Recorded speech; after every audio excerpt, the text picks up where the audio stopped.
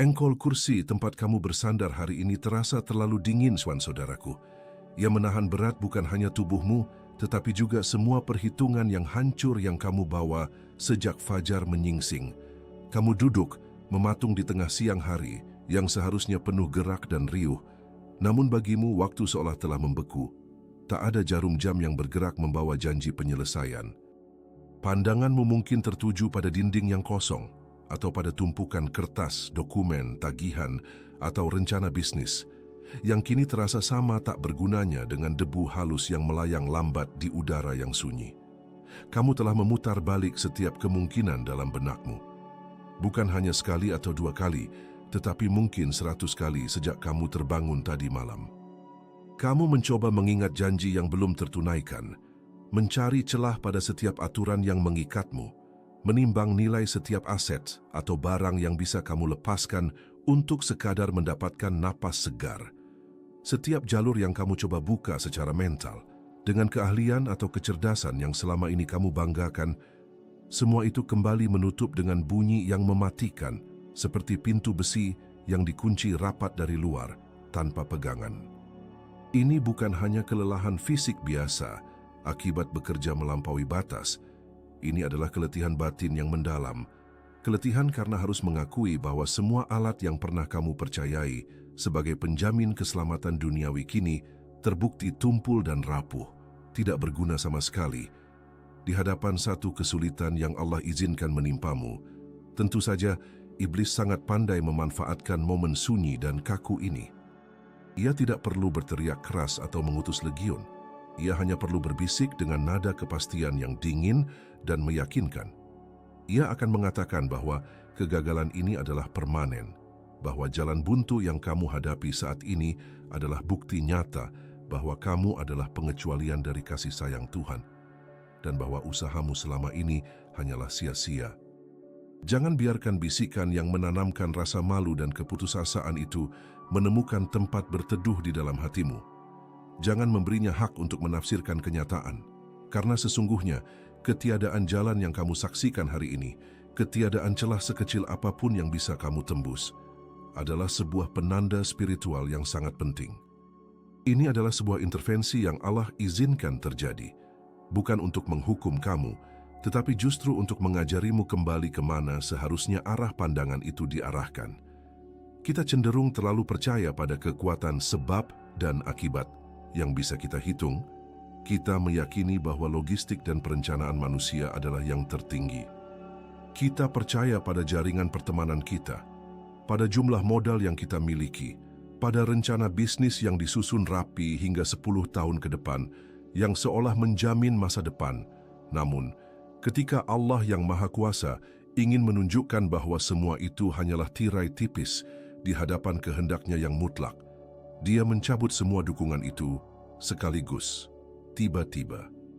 Dan sekarang kamu ditinggalkan hanya dengan dirimu sendiri, dalam posisi yang paling rentan, paling tidak berdaya, dan yang paling jujur di hadapan Rabbul Alamin. Kamu tahu pasti, dengan kejujuran yang menusuk tulang, bahwa kemampuanmu untuk menyelesaikan masalah ini telah habis. Kamu telah menekan semua tombol, menarik semua tuas, dan mesin itu tidak bergerak 1 senti pun.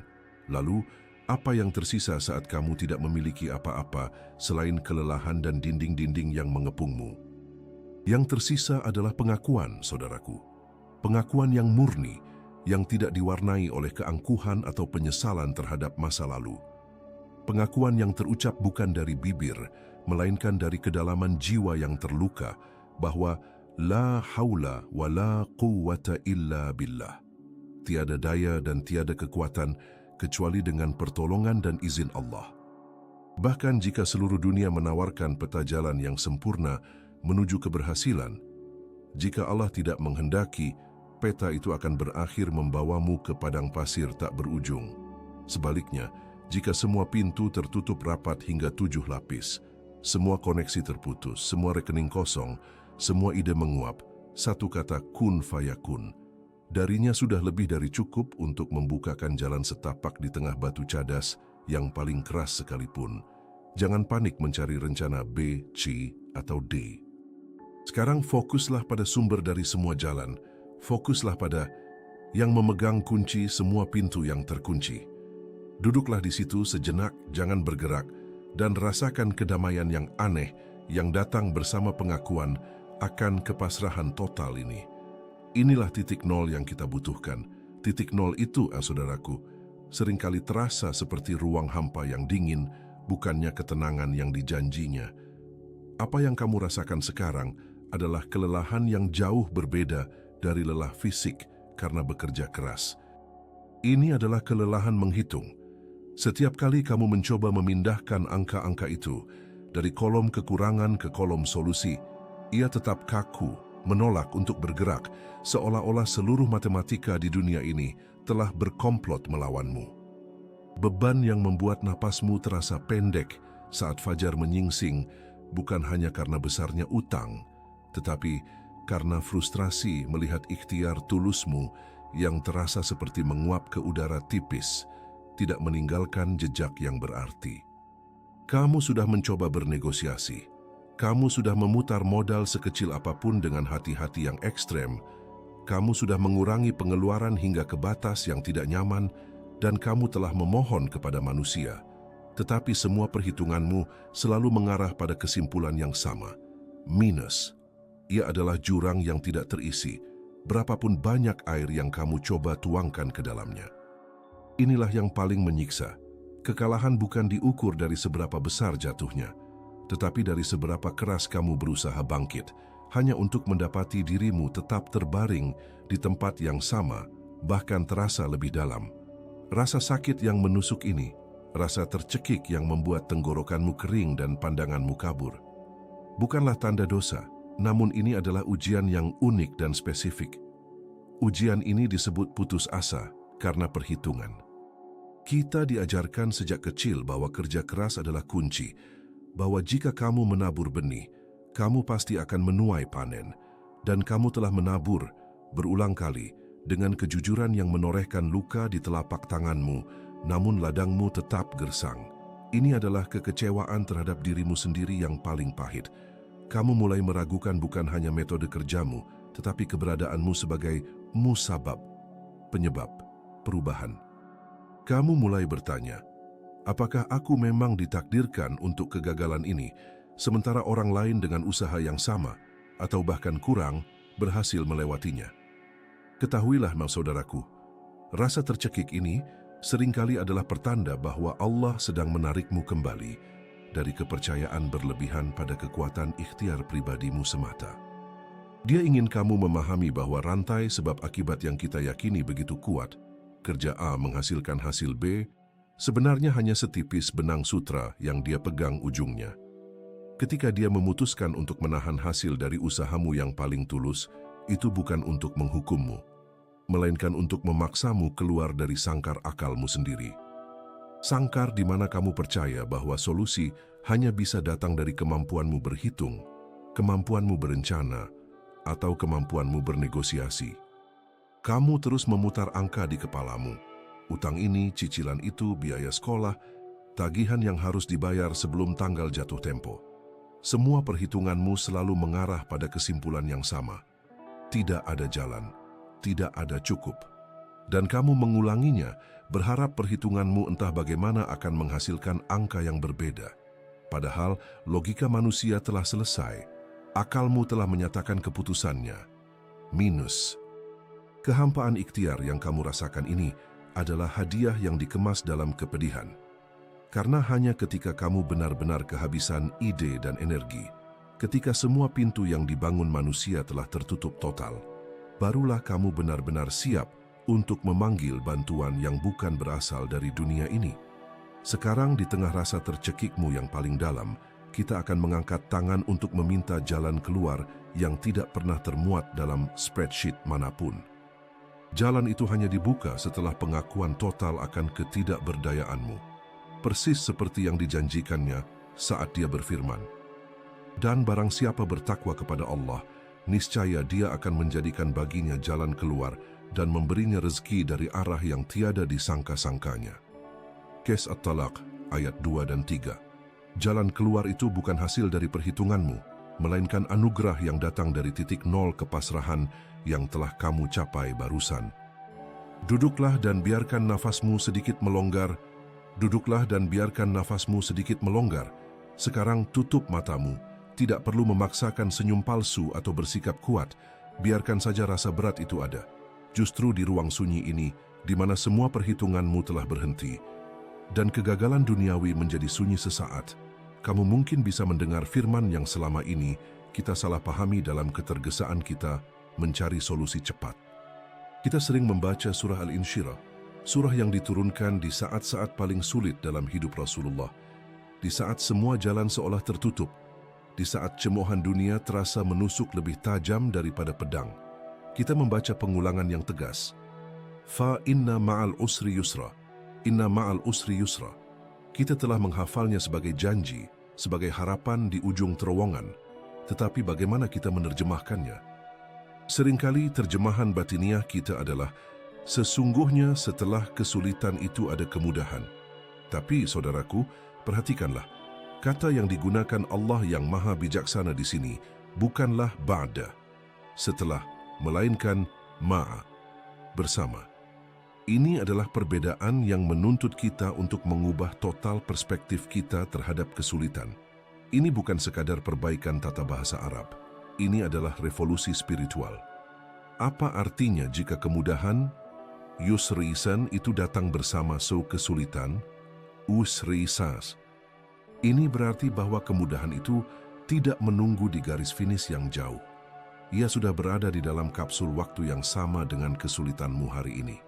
Ketika beban finansial itu menekan dinding dadamu, ketahuilah bahwa benih kemudahan, benih kelapangan, telah ditanamkan tepat di samping tekanan itu. Mereka tidak terpisah, mereka terjalin. Pikirkan tentang air yang dicampur dengan garam, air asin.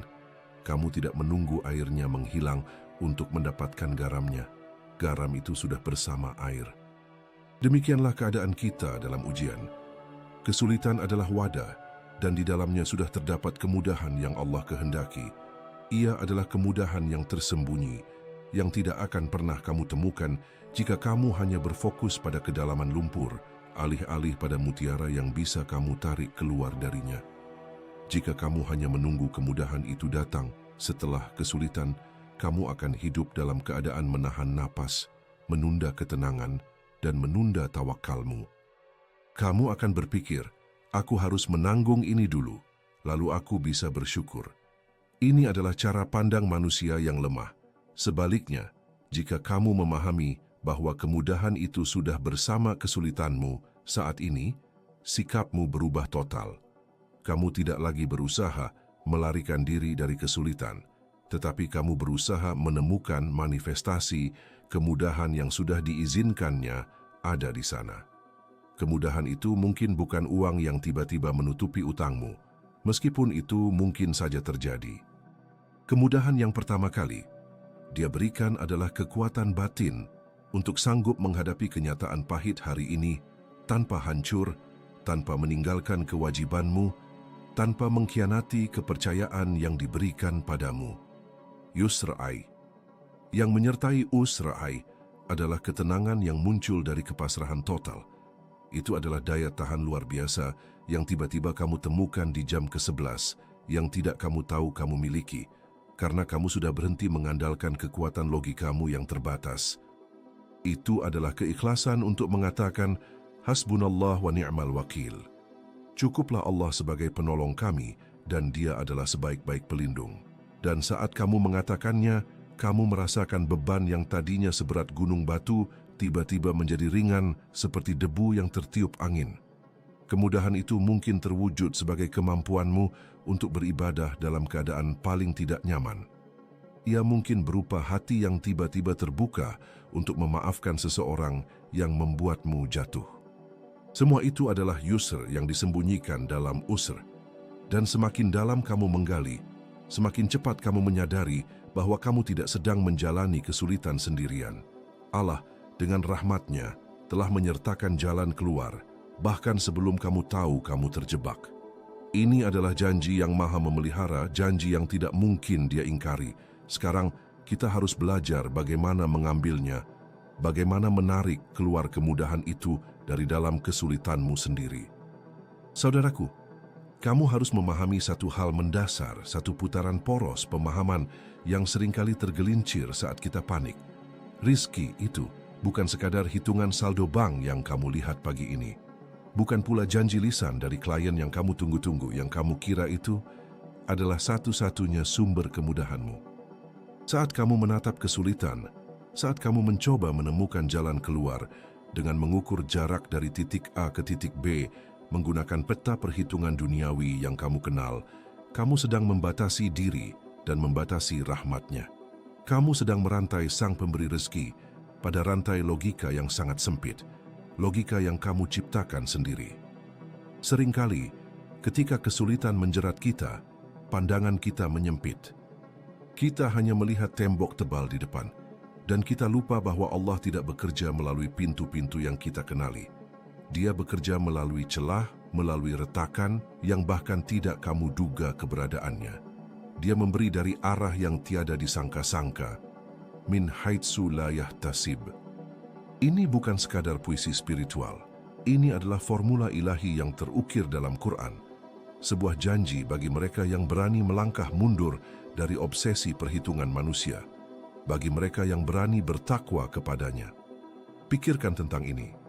Seberapa sering rizki datang bukan sebagai uang tunai yang diidamkan, tetapi sebagai perlindungan dari kerugian yang besar, atau datang sebagai energi yang tiba-tiba kamu dapatkan untuk menyelesaikan tugas yang sudah lama tertunda, atau sebagai ide baru yang muncul saat subuh, yang membalikan seluruh kegagalan bisnismu.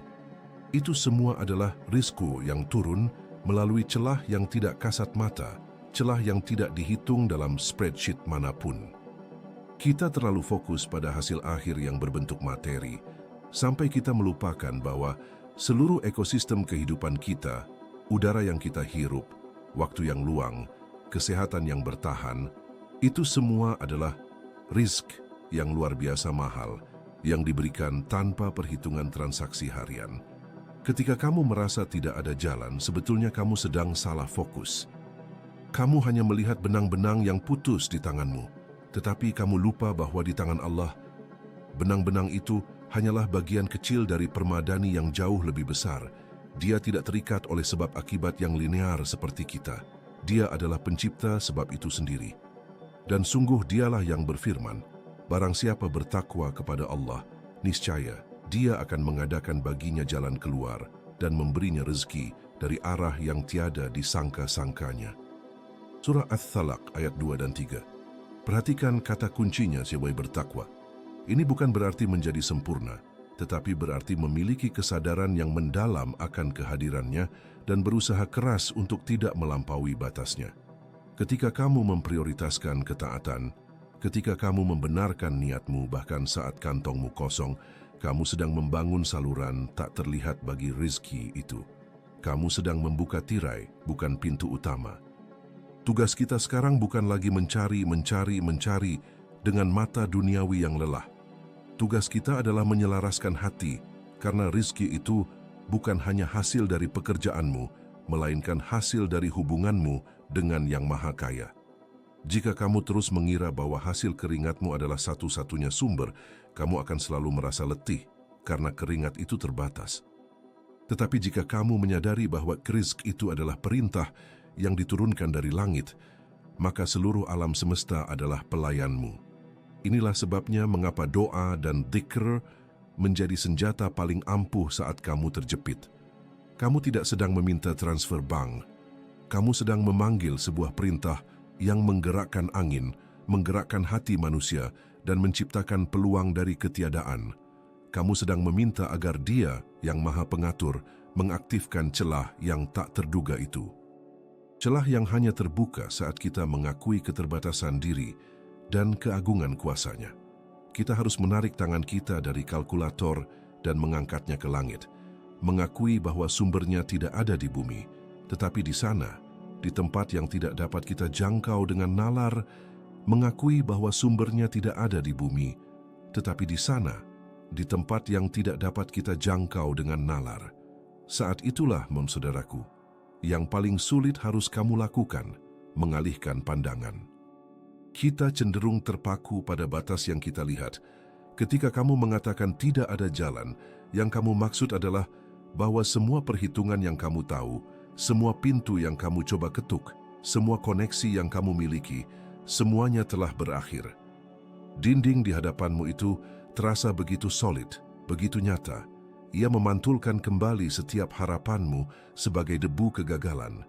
Kita berdiri terlalu dekat dengan dinding buntu itu, sehingga bayangannya menutupi seluruh cakrawala. Kita menghabiskan energi spiritual kita bukan untuk mencari solusi, melainkan untuk mengeluhkan kekakuan batu yang membentuk dinding itu. Kamu mulai menghitung berapa banyak pinjaman yang tersisa, berapa banyak jam yang hilang, berapa banyak orang yang mengecewakan. Ini adalah kalkulasi nafsu yang hanya melihat materi di hadapan mata, sebuah penyakit pandangan yang membuat kita buta terhadap kebenaran yang jauh lebih besar. Yakun adalah tindakan mengalihkan pandangan itu secara paksa, bukan dengan menutup mata, melainkan dengan membalikkan orientasi hati. Yakun bukanlah optimisme. Optimisme adalah perhitungan yang lebih baik. Yakun adalah keyakinan yang menghancurkan semua perhitungan. Itu adalah pemahaman yang mengakar jauh di dalam sanubari, bahwa dinding yang kamu lihat hanyalah ilusi yang dibentuk oleh keterbatasanmu sendiri. Sementara di belakang ilusi itu, terbentanglah kekuasaan Allah, Al-Qudrah, yang tak terbatas, yang tidak pernah tunduk pada hukum gravitasi, fisika, atau bahkan hukum pasar. Untukmu, dinding itu setebal 1000 meter. Baginya, dinding itu hanyalah sebuah kata, sebuah kun yang belum dia ucapkan. Tengoklah kisah-kisah para nabi, saudaraku. Mereka tidak pernah menghadapi masalah yang bisa diselesaikan dengan kalkulator atau saran finansial dari konsultan. Mereka selalu menghadapi dinding buntu yang melampaui kemampuan manusia, air yang tidak bisa dilintasi, api yang seharusnya membakar, penyakit yang tidak ada obatnya, populasi kecil yang dikepung musuh. Mereka tidak melihat ke bawah pada keterbatasan perahu mereka atau jumlah air di kantong minum mereka. Mereka melihat ke atas kepada sang pemilik kekuatan yang mengendalikan setiap atom di semesta. Nabi Musa berdiri di tepi Laut Merah dengan Fir'aun di belakangnya, tidak sibuk menghitung kedalaman air atau kecepatan angin. Dia mengangkat tongkatnya, melakukan tindakan fisik yang sepenuhnya tidak logis. Karena hatinya yang dipenuhi yakun sudah tahu bahwa solusi itu bukan di bumi, tetapi di tangan Dia yang telah mengirimnya ke sana. Inilah yang harus kamu lakukan. Tarik hatimu dari belenggu. Apa yang bisa aku lakukan? Dan letakkan fokusmu pada apa yang dapat Dia lakukan. Ketika yakun masuk, doa kita berubah dari rintihan, meminta pertolongan menjadi sebuah pengakuan kedaulatan. Kita tidak lagi bernegosiasi dengan Tuhan. Kita menjadi saksi atas keagungan kuasa-Nya yang akan segera diwujudkan, terlepas dari betapa mustahilnya kondisi saat ini. Dinding buntu itu tidaklah lebih dari sebuah panggung, sebuah tirai tebal yang sengaja ditarik di hadapanmu, agar ketika ia disingkapkan, mukjizat itu terlihat jauh lebih spektakuler. Jika Dia menghilangkan dinding itu dengan cara yang kamu duga, kamu akan berpikir itu hanyalah nasib baik. Jika Dia menghilangkannya melalui cara yang mustahil, hanya yakun yang tahu bahwa itu adalah manifestasi langsung dari rububiyah, ketuhanan pengaturan, Dia atas segala sesuatu. Doa yang akan kita baca sebentar lagi bukanlah alat untuk memerintahkan alam semesta. Itu adalah jembatan spiritual, sebuah jalur komunikasi yang hanya berfungsi saat kamu telah mencapai tingkat yaqan ini, saat kamu benar-benar percaya bahwa yang memberi rezeki itu tidak terikat oleh ketiadaanmu. Ia terikat hanya oleh kehendaknya sendiri. Maka, berhenti membandingkan ukuran masalahmu dengan ukuran kantongmu. Bandingkanlah ia dengan kemurahan dan kekuatan Dia yang memegang kunci gudang langit dan bumi. Fokuskan seluruh penglihatan batinmu pada kekuasaan itu dan biarkan dinding buntu itu, yang sekarang terasa sangat besar, mulai menyusut menjadi butiran pasir di hadapan keagungannya. Kita harus membersihkan hati, agar ia mampu menjadi wadah yang layak menerima respon ilahi yang akan datang dari tempat yang paling tidak terduga. Setelah membersihkan hati, agar ia mampu menjadi wadah yang layak menerima respon ilahi yang akan datang dari tempat yang paling tidak terduga, kini kita memerlukan bahasa yang jujur, bahasa yang tidak coba-coba menawar, tidak coba-coba mengelabui, dan tidak coba-coba menyembunyikan rasa fakir yang sedang membanjiri seluruh indera. Kita bukan sedang mencari formula ajaib atau kata kunci tersembunyi yang akan memaksa gudang rezeki Allah terbuka dengan cepat. Tidak, itu adalah cara berpikir yang dangkal dan transaksional yang harus kita tinggalkan jauh di belakang kita. Doa. Yang benar, saudaraku, adalah sebuah pernyataan totalitas, sebuah pengakuan resmi di hadapan Sang Pencipta. Ya Allah, aku tidak memiliki apa-apa, dan aku tidak mampu melakukan apa-apa tanpa pertolongan-Mu. Dua kalimat sederhana ini, dua doa ini, harus kamu lantunkan, bukan sebagai hafalan yang kosong, tetapi sebagai napas yang dalam, sebagai air mata batin yang tumpah. Ia adalah bukti bahwa kita menyerahkan seluruh peta, seluruh kalkulasi, dan seluruh kendali palsu yang kita kira kita miliki selama ini. Yang pertama, kita harus mengambil pelajaran dari kesempitan Nabi Yunus yang berada dalam 3 lapis kegelapan, kegelapan malam, kegelapan laut, dan kegelapan perut ikan paus. Jika ada momen dalam sejarah spiritual manusia di mana seseorang benar-benar merasa bahwa tidak ada jalan keluar sama sekali, itulah momen Nabi Yunus. Dan apa yang ia ucapkan di tengah keputusasaan mutlak itu? Ia tidak berteriak meminta pertolongan segera, tetapi ia berteriak dengan pengakuan yang paling mendasar tentang keadilan ilahi dan kegagalan dirinya sendiri. La ilaha illa anta, subhanaka inni kuntu minadz zalimin. Ucapkanlah itu perlahan. Tiada Tuhan selain Engkau. Itu adalah penolakan terhadap semua dewa kecil yang telah kita ciptakan dalam pikiran kita. Dewa uang, dewa koneksi, dewa status yang kita andalkan sebelum kita datang kepadanya. Maha suci Engkau. Itu adalah pengakuan bahwa kekurangan, kegagalan, dan kebuntuan ini tidak datang dari kesalahannya, melainkan dari kesalahan kita. Dan akhirnya, sesungguhnya aku termasuk orang-orang yang zalim. Inilah poin yang menusuk, saudaraku. Kita harus mengakui kezaliman kita, mengakui bahwa perhitungan kita yang salah, nafsu kita yang berlebihan, atau kelalaian kita terhadap perintahnya, semua itu mungkin telah berperan dalam membawa kita ke dinding buntu ini. Doa ini adalah pembersihan batin yang lebih efektif daripada ribuan sesi terapi, karena ia langsung memotong ke akar masalah, mengakui kemanusiaan kita yang rapuh di hadapan kesempurnaannya.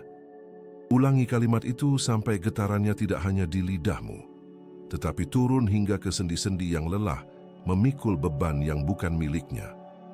Dan yang kedua, setelah pengakuan kezaliman itu, kita harus memohon pertolongan yang mutlak dari dua nama agung yang menopang seluruh alam semesta.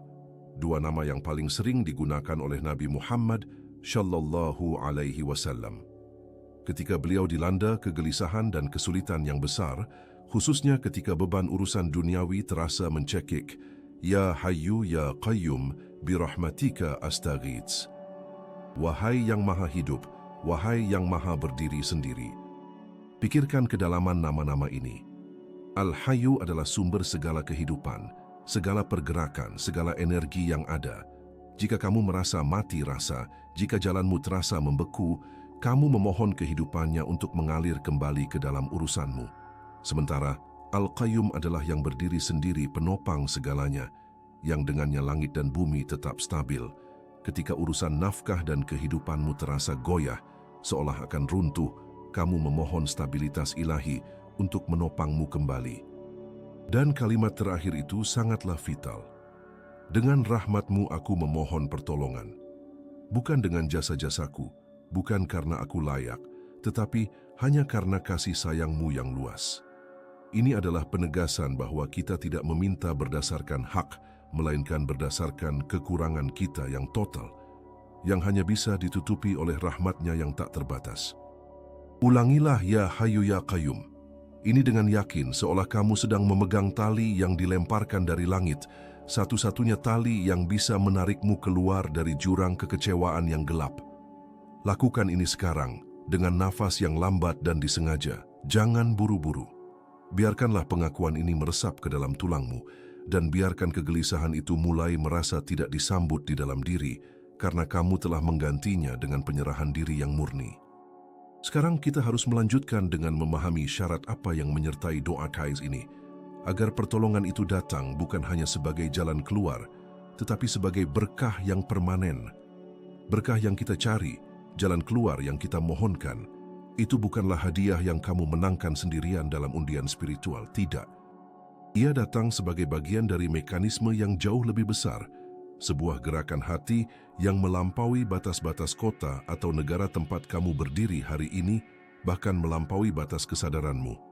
Jangan pernah biarkan iblis membisikkan kepadamu bahwa rasa sakitmu, rasa tercekik finansial ini, kekhawatiran yang menggerogoti ini adalah pengalaman yang sepenuhnya unik, yang hanya ditanggung olehmu sendiri.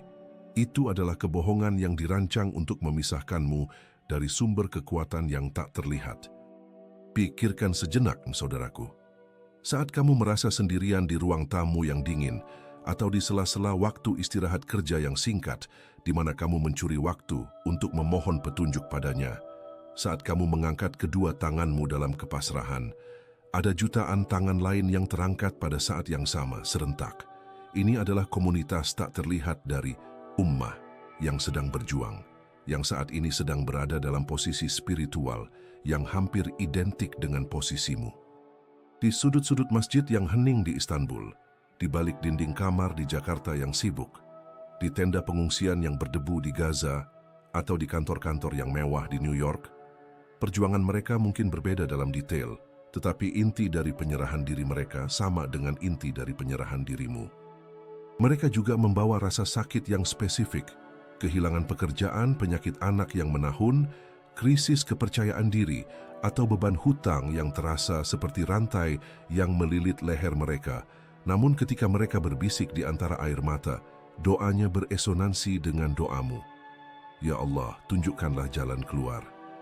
Kita semua, mereka dan kamu, berada pada frekuensi spiritual yang sama, dipancarkan serentak oleh seluruh jiwa yang beriman, yang telah mencapai batas kesanggupan manusiawi mereka. Ketika kamu merasa suaramu terlalu kecil, terlalu serak, terlalu putus asa untuk mencapai arasi, sadarilah bahwa suaramu bukan suara tunggal. Ia adalah satu not yang ditambahkan kepaduan suara kolosal ini. Kita tidak berdoa dalam ruang hampa. Kita berdoa di tengah sungai ampunan dan harapan yang mengalir dari ummah yang luas ini. Kekuatan dari doa ini yang kamu ucapkan sekarang bukanlah murni dari seberapa fasih lidahmu atau seberapa sempurna wudumu. Kekuatan itu berlipat ganda dan menjadi jauh lebih dahsyat karena kamu berpartisipasi dalam penyerahan diri kolektif ini. Dalam hadis Qudsi, Allah berfirman, "Aku sesuai dengan persangkaan hambaku kepadaku, dan aku bersamanya apabila ia mengingatku." Hadis riwayat Bukhari dan Muslim. Bayangkan persangkaan baik, husnudzon, dan ingatan, zikr, yang ditumpahkan oleh jutaan hati yang hancur, namun berharap, serentak. Gelombang zikr itu menciptakan kondisi spiritual di mana belas kasihannya tidak mungkin tertahan. Jadi, lain kali kamu berpikir, aku tidak tahu bagaimana cara melanjutkannya. Aku sudah sendirian dan mencoba segalanya. Ingatlah ada seorang ayah di seberang samudra yang baru saja menerima kabar buruk yang sama. Atau seorang ibu di kota tetangga yang saat itu juga sedang menyeka air mata sambil berbisik, aku tidak tahu bagaimana cara melanjutkannya. Kalian berdua tanpa saling mengenal sedang melakukan dzikr yang sama, menyerahkan beban yang sama ke pundak yang maha kuasa. Tindakan keputusasaanmu hari ini jika diserahkan dengan benar adalah penguatan bagi iman saudaramu yang lain dan sebaliknya. Ini adalah jaring pengaman spiritual yang dibangun oleh keimanan universal yang menghubungkan setiap hamba yang tulus dalam kesulitan. Kamu bukan sekadar individu yang mencari pertolongan. Kamu adalah bagian integral dari gelombang tawakal global yang menuntut belas kasihannya. Jalan keluar yang kamu cari, saudaraku, mungkin bukan hanya untuk memudahkan perjalananmu, tetapi untuk menguatkan langkah jutaan orang lain yang berjalan di sampingmu tanpa kamu sadari. Tugas kita sekarang adalah membumikan kesadaran ini, agar setiap helaan napas yang kamu ambil untuk doa ini terasa bukan seperti jeritan kepanikan, tetapi sebagai pengakuan yang tenang dan mantap bahwa, ya, kamu tidak sendiri, dan karena itu, kamu berhak mendapatkan jalan keluar yang abadi dan penuh berkah. Dan pertolongan itu, sesuai janjinya, akan datang bagi mereka yang menyerahkan beban dengan keyakinan penuh. Sekarang mari kita lihat lafaz yang menjadi jembatan antara keputusasaan dan penyerahan diri yang sempurna ini. Setelah semua perhitunganmu gagal, setelah semua pintu yang kamu ketuk hanya menyisakan rasa dingin di telapak tangan, setelah semua jaminan duniawi yang kamu pegang ternyata rapuh seperti kertas tua, kita hanya tersisa dengan satu nama, satu titik di alam semesta yang tidak pernah berubah atau mengecewakan. Ini bukan tentang sekadar melafazkan doa yang sempurna dengan lidahmu. Ini adalah tentang momen ketika kamu benar-benar melepaskan peganganmu, ketika kamu memutuskan hubungan darurat dengan ego yang selama ini mencoba memimpin kapalmu menuju karang. Penyerahan diri bukanlah tindakan pasif, saudaraku, dan ini adalah kesalahpahaman yang paling sering menjerat kita dalam kegelisahan yang berkepanjangan. Penyerahan diri yang sejati, tawakul, adalah aksi paling radikal dan paling kuat yang dapat dilakukan seorang hamba yang beriman. Ia adalah keberanian untuk mengakui di hadapan penciptamu bahwa kamu dengan segala kecerdasan, jaringan, aset, dan uangmu yang terbatas hanya mampu melihat sejauh hidungmu sendiri. Kamu hanya mampu memecahkan masalah yang kamu ciptakan berdasarkan informasi terbatas yang kamu kumpulkan. Di sisi lain, dia adalah yang melihat dari Lauhul Mahfuz, dari takhta yang tidak terjangkau, melihat setiap helai benang takdirmu, melihat masa depanmu 1 tahun, 10 tahun, bahkan 50.000 tahun sebelum pena, Al-Qalam, mulai menuliskan nasib segala sesuatu. Bukankah ironis bahwa kita menghabiskan energi spiritual yang begitu besar untuk mengatur detail-detail kecil yang sudah diselesaikan dan ditetapkan oleh kekuasaan yang melampaui segala dimensi? Semua kepanikan hari ini, semua rasa sesak karena tidak ada jalan keluar, itu hanyalah hasil dari mencoba mengatur apa yang berada di luar yurisdiksi akalmu yang terbatas. Semua kepelikan, semua simpul yang terasa mencekik lehermu, semua utang yang menggunung, semua penolakan yang membakar harga diri, itu semua hanyalah ilusi keruwetan jika kamu membandingkannya dengan kemahakuasaannya.